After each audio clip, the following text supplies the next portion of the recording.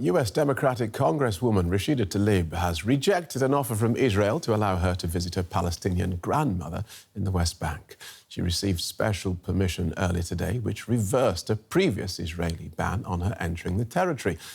Israel's offer came after Congresswoman Tlaib agreed not to promote boycotts against the country during her visit. The day before, Israel announced that it had barred her and fellow Muslim Congresswoman Ilhan Omar over their support for a boycott campaign against the Jewish state. Let's get the latest from DW Washington correspondent Pablo Foley-Elias. Welcome, Pablo. Why has Rashida Tlaib changed her mind about going?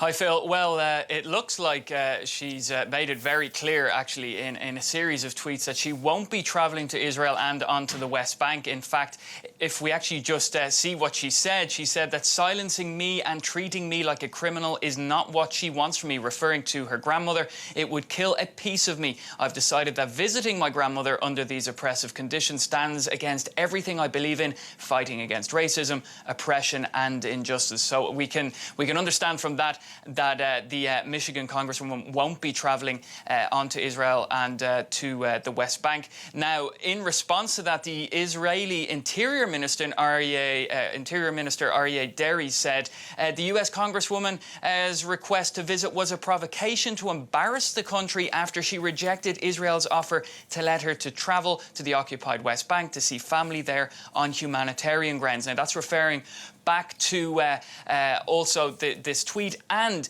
to a letter written on Thursday by Tlaib where she had requested entry to the West Bank and Israel so that she could visit her elderly grandmother. Now, we also know that the other Congresswoman who was also part of this ban, Ilhan Omar, she remains banned from travelling to Israel.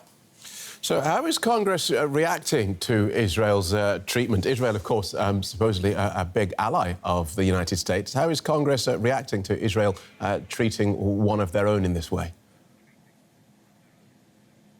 Well, Phil, this is an unprecedented move. Let's not forget that, in fact, there's been bipartisan support in Congress since, which is sort of like the backbone of the relationship between the US and Israel since the foundation of the Israeli state. And there's been, particularly from the Democratic Party, a lot of criticism geared towards Israel and President Donald Trump over this decision. In fact, the House Majority Leader, Steny Hoyer, said on Thursday that it was a grave mistake that undermines the bipartisan pro-Israel consensus. Nancy Pelosi, a big supporter of Israel, also came out saying that it was a big mistake on the part of Israel. And interestingly, the pro-Israel group AIPAC, which has been very critical of Omar and Tlaib in the past, had actually said that it was also a mistake on the part of Israel and that they should nonetheless, despite their support for the boycott of Israel,